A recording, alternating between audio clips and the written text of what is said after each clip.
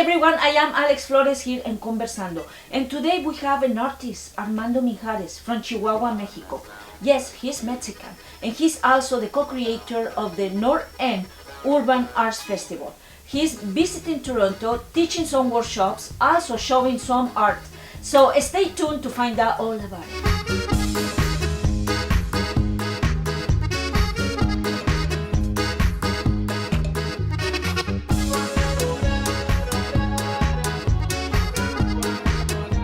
Sí, pero si es Spanglish está bien. Sí, O Spanish. español, inglés, lo que sea.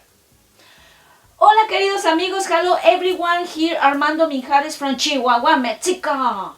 Anyways, he's an artist, a great artist, you know, you will find out why. But hello Armando, welcome to Las Perlas TV, welcome to Conversando with Alex Flores. Muchas gracias. ¿Cómo has visto Toronto? Pues lo poco que he visto hasta ahorita me gusta. It's a really nice city. It's really hip. Without the irony. Yes. Sí, me gusta so far. It's your first time, right? First time here. So I hear you coming to do some workshops. Talk. I know you are graduate from the Kansas City University. Tell us a little bit about that. About the workshops or... Where are you coming from? Yeah. Well, So, yeah. vamos a ver. So, I'm originally from Mexico, from Chihuahua. Y ahorita vivo in Kansas in the United States. And so I'm here to participate in the Progress Festival and part that is curated by FADO. Okay. And so FADO is presenting monomyths. It's based on the journey of the hero and with a feminist take on it. And so I'm going to be talking about the threshold and the hero's journey. And so I'll be presenting my project Alienation. Mm-hmm. Y Alienation es un proyecto internacional. So it's been happening developing for the last 2 years. And it's, in a sense, tracking and addressing the displacement of people, migration of people.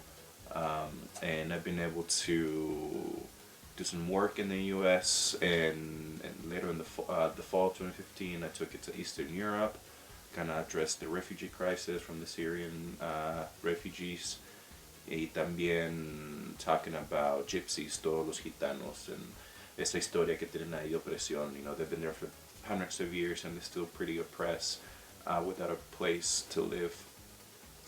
And now I get to be here and kind of understand the relationship with the U.S. and Canada, and how immigrants and minorities live in Canada, Yeah. or interact with each other.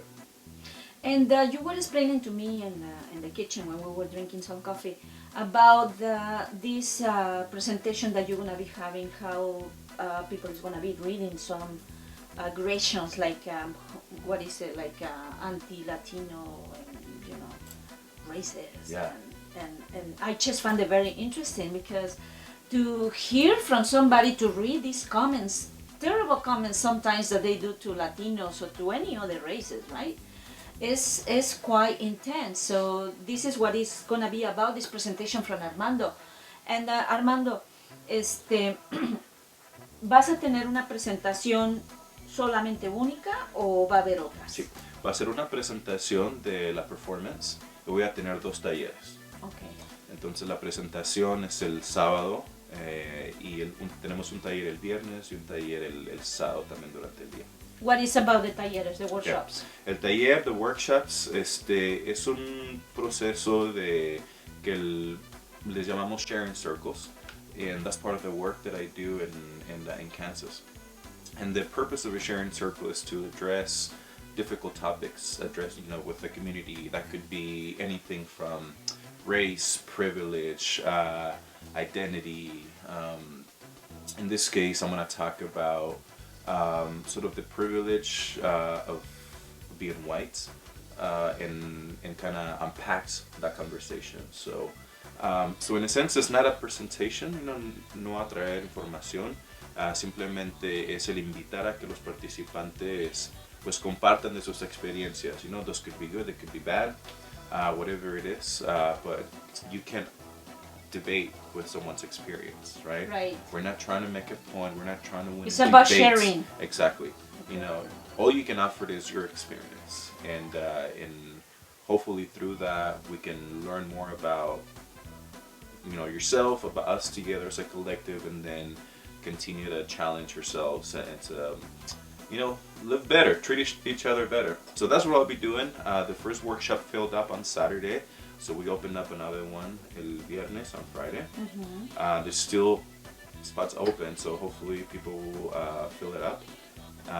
Yeah, so I'm excited to kind of engage in that conversation here. It's much different than the US, I have to say. Yeah, I was thinking, like, how do you see the society in Canada or the people in Canada engaging, or the way that we engage with racism and homophobia, or, you know, the privilege? How tell us a little bit of that difference. Yeah, so I've been part of what I've been here for a few days. It's to do some research, to connect with people like you, meet with people, and kind of have these conversations for me to understand the context a little better. So the first thing I've heard from people is telling me that that Toronto is a little bit different than the rest of the country when it comes to diversity, right? It's sort of the pride in the diversity of the city, and that's the city motto. So from the get-go, I noticed that there was a difference in how people interacted, you know, compared to the US. Particularly where I live in Kansas, which is sort of this Midwestern, small town America, very white states. Very much isolated from, I don't know, a lot of sort of cosmopolitan spaces, right? Where you can be challenged more. But I've noticed a stark difference from the get-go. Again, I'm still gonna meet more people, but I've noticed that the black experience is different than that in the US. I know I'm not black, obviously, but just watching interactions of black people and white people, you notice that there's a different way in how people carry themselves. I've had a chance to interview some black folks here, and they also agree that there's a difference in sort of the identity of the black person in Canada. And is it a positive difference, or is it just less? For what they said, it's I guess it's a positive one. Not to say that there aren't problems, of course. Of course. Pero como en todos lados, no siempre hay problemas, pero sí he notado una diferencia muy palpable en cómo la gente interactúa en lugares públicos, incluso hasta privados, ¿no? Claro. Claro, no, sí, it's very different, the life in the United States and the life over here, and but we try to be a little bit better, right? Yeah. We manage a better language, and we always try to make better policies to actually be more inclusive, right? And Armando, so you have this workshop on Friday, and also Saturday is full, but Friday is still some spots open. Right, and it's free. So where is it? So it's gonna be at the, I believe the FADO office, and Okay. I don't know the address right now, but you can visit the website. The address will be right here. Yep, which you can visit performancearts.ca, and you can find information there. You can also go to the theatercenter.ca. They're gonna have the whole schedule with the performances. But the best bet is just to go to performancearts.ca, and you'll be able to find the time, the address, and a little bit more information about the workshop. Okay. It's free. It's free. I mean, how many times you have such a great artist like Armando in Toronto? It's totally free. Get your spots. The address is right here. And Armando, and the performance. When is the performance? The performance is gonna happen on Saturday evening. Okay. Yeah, at the theater center. At the theater center. Okay. Which is on kind of West Queen. Okay. Yeah, the address is here also. So that's amazing. I'm so happy. Qué bueno que viniste, porque siempre necesitamos pues un latino con esta experiencia. We always need really good representations wherever they come from. It's always great. Hasta de Chihuahua. Hasta de Chihuahua, allá de México, que son bien machos por allá, ¿eh? Anyways, aquí la dejamos. We leave it right here and see you next time. Bye. Gracias.